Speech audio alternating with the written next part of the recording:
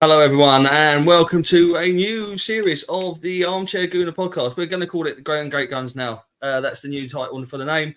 You can see down here on my screen here. There's my Twitter feed if you want to come and join and share in with all your football-related thoughts, ideas, and basically laughs and jokes. This is a really easy channel that I like to try and produce, just sort of how you talk to your mates down the pub and whatnot. So. Nothing too heavy. I'm going to try and get as many people on as I can. I've got someone waiting to join me for the first time now, and to prove that anyone can join in and watch and be a part of it, it's George Taylor. So I'm just going to bring him in now. Hi. So the reason we wanted George to come in as well, obviously those of you know, he's my son. And last season was his first proper full season going to the Arsenal. We went to 4 games together, and I really this time around just wanted to get for the first podcast of the new season is just to get a younger perspective on where we think Mikel Arteta is going already this year and how we think we're doing. So, George, let's start off with our transfer window. How do you think that went? I think it went really well. Signing of Declan Rice where he showed on Monday Crystal Palace's defensive ability and the leadership of the team. I think Timber was a really good signing. Unfortunately, he got injured not like 5 minutes into his debut. It's really unfortunate. But Kai Havertz, I think he just needs a bit of time to show how good he really is. I think he'll do really well for us.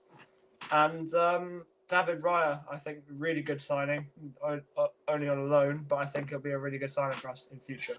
So do you think then, say, Mikel has strengthened in the areas he needed to, or do you think there were areas that maybe he could have gone in a different route? So I don't want to lead you down a route, but my personal opinion, I've spoken to my friend Gunner, and I was thinking the Kai Havertz signing was a weird one for me. I'm not going to slate the guy. Like you said, he's finding his way into the new team, but I think we could have spent that 69 mil on a striker, perhaps. I know there aren't that many decent strikers out there, and like for instance, at the moment, the transfer window still hasn't closed, and we've got Balogun who wants to leave. It looks like we're going to we're linking in. We're always linked with Monaco, from what I've heard today. But I was thinking maybe would you swap him a straight swap with Vlahovic? So is there anything that you think you might have done differently, or do you think Mikel's got this transfer window right then? I think mostly Mikel's done it very well. I think maybe defensively he only went for Timber and he's got injured, and we really faltered when we lost Saliba. I do think a striker would have been good because I love Eddie Nketiah, but I just don't think he's cut out for the bigger games. You know, he can do it in other games, and some big games like Man United, but other games like Tottenham, he might falter if Jesus is injured. Yeah. And I think defensively we just need to be a bit more sure, because once we lost Saliba, we really faltered, and we brought in Timber for that reason, but now Timber's injured. We don't really have that depth again. Yeah, so I was thinking, this is what I was saying earlier on, again on the other podcast that I do. I'm thinking that the reason we're playing as we are at the moment with, say, Thomas Partey at right, he's not really a right back. You know, he's sort of right. So he's doing the opposite.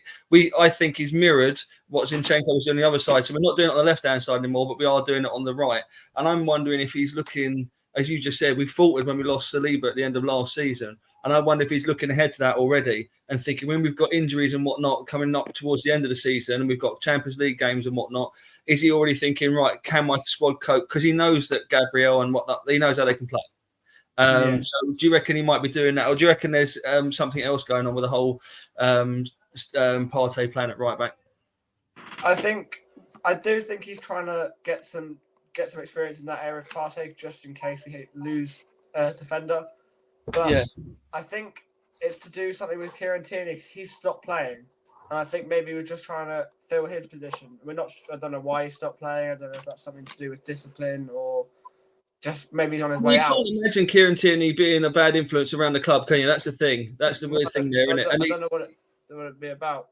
He's been. I don't know if you won't have seen it, but he's been this week today. It's been released that he was training with Albert Sambalakonga and a couple of other players, Nuno Tavares, and they're not even allowed to be in the. They're not around the first team squad. They're training on their own, so it's a bit of a strange one. That the whole Kieran Tierney thing. You know, we've got a left back, and if he's playing the right back of Thomas Partey, why is he playing Tomiyasu at left back and not Tierney. You know, what's the guy got to do? So something's happened there, isn't it? Yeah, I think Tierney. He might just with Tavares as well and Lokonga. I think they might just be on their way out, and Arteta's just easing them out. I mean, I think Kieran Tierney would have been a better choice than Tomiyasu in that game on Monday. Yeah, and I just think that he's more Tomiyasu. Well, he's good defensively. I think Kieran Tierney offers more going forward. Than Tomiyasu does.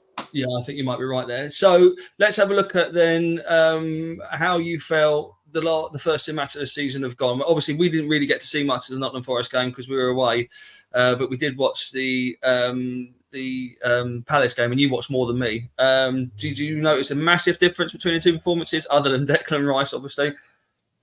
I think that in the Palace game we showed more defensive ability because we kept our shape towards the end, whereas at Forest we faltered. We conceded a goal we took our foot off a bit, but obviously with the red card we had to keep our foot on the pedal.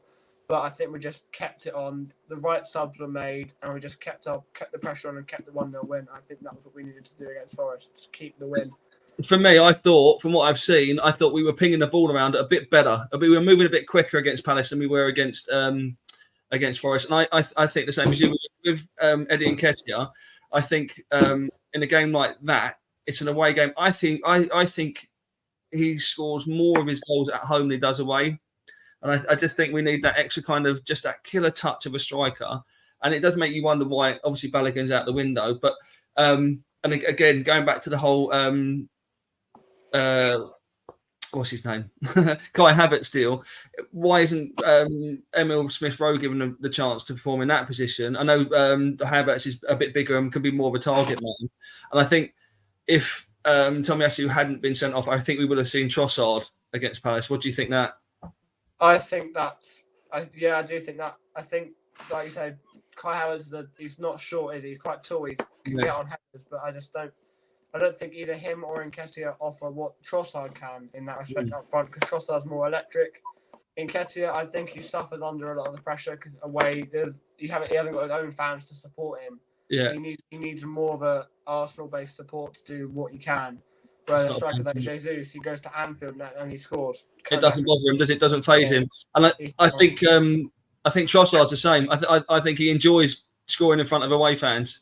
Yeah, I think he gets almost like a bigger thrill out of it, So I think I think you might have a point there. I think Eddie needs to feel sort of loved. The whole stadium is singing his name or whatever, rather than just one little bit of it. He needs to have that full support and that full backing. Because I don't think he backs himself as much as he should. He's a good striker. I just don't think he believes in himself, and he needs that fan base to keep him and build him up. I think part of the problem is at the moment is a bit like Andy Cole. He needs 5 chances to score 1 goal. I think that's part of his problem. And I do think if you give him a run of games and he gets a goal every couple, like you said, scored against Man United at home. He's not a terrible player.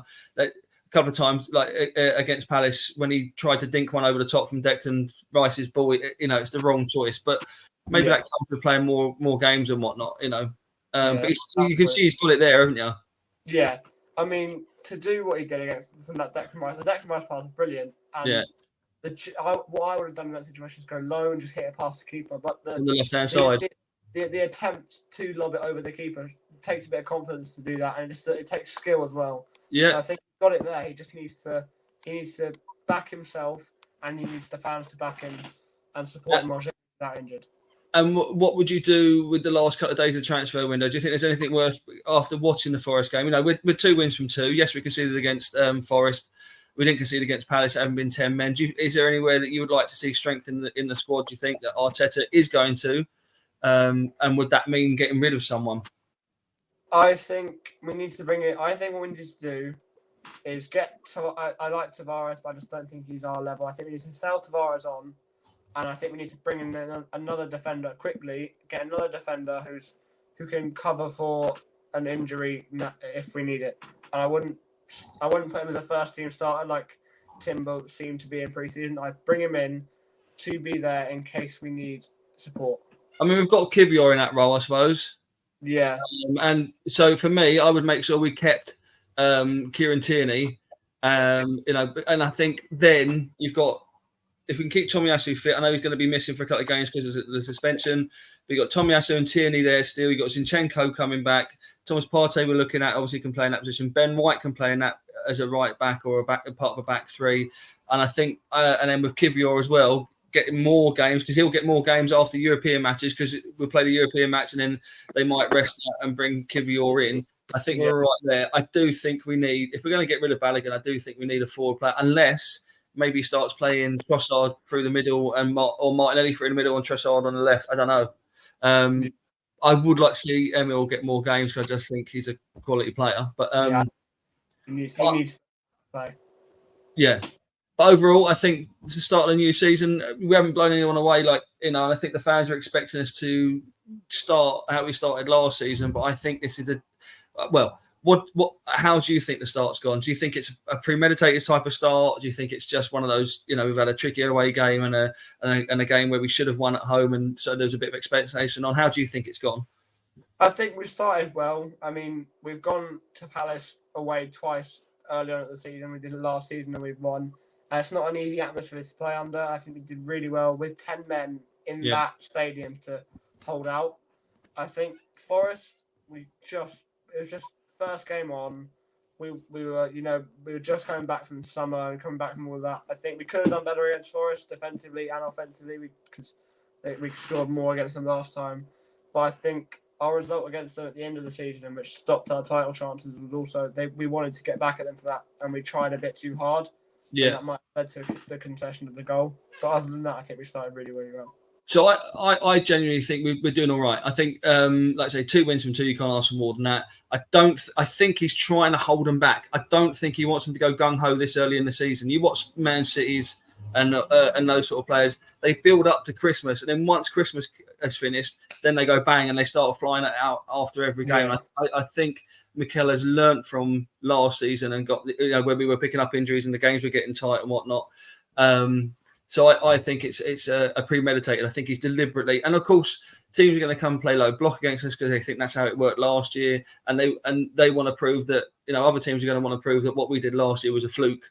Because all the other teams were rubbish around us or whatever, So I think it's just trying to keep everyone's expectations on the down low this time, rather than getting too ahead of ourselves and getting all the grief that we got as fans last year for celebrating wins.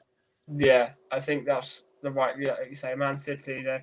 There are some games like Burnley where they'll absolutely smash it in, but like we saw it last season before Christmas, they lost to Brentford at home, but then after that they just come out and smash everyone. They're ready because then.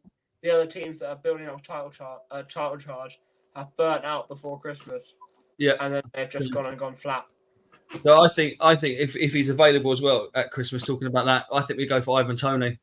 Yeah, I think that'd be really good buy. I think he just adds a different dimension to our forward play as well, because he's not the sort of nippy little player that will flit in, flit out everywhere else. He's a proper option B where we can pump it long and bring other players in. And like the game against Palace when we're 1-0 down, if you've got a big man like we used Kai Havertz for that, but if we've got a big striker up front as well, you've got the chance to break and play a different style of football, and that'll confuse our opponents. Yeah, definitely. I think if, like you say, he's available, I think it's a good signing to get Toney. If not, I think depending on our situation, a striker in the January transfer window would be a really good the main target. Yeah. But I think we just need to wait till January to see. And, we might need to strengthen somewhere else. We're not expecting at the moment. We can't account for any. We might get injuries mid-season. We might have to pick up somewhere else and focus less on strikers. But at the moment, I feel like we do need a new striker, just as another option. Yeah, that's cool. All right. Well, cheers for joining in, George. And enjoy your football training tonight. I'm going to push you hard tonight. All right. So that's George, everyone. Thanks a lot. Cheers, man. Thanks for having me. So there we go. It's going to be that sort of thing over and over again. We're going to be talking like that all through the season. I want you guys to join in. So I'm on Twitter at Gooner Armchair. There's also at JT Gooner. We've got my friend that we did a podcast with the other day called Gooner Gospel. Is at Gooner Gospel. This sort of thing, as you know, doesn't work without people joining in. So we really want people to join in. We're not going to be going down the AFTV Lee Gunner rant. It's going to be just try and be chatting. And then hopefully, if we do it after a game, it'll be more fluid and a bit more about what had just happened, and hopefully, be a bit more energetic as well. But thanks for watching for the first one, and we'll see you again in time for the next episode.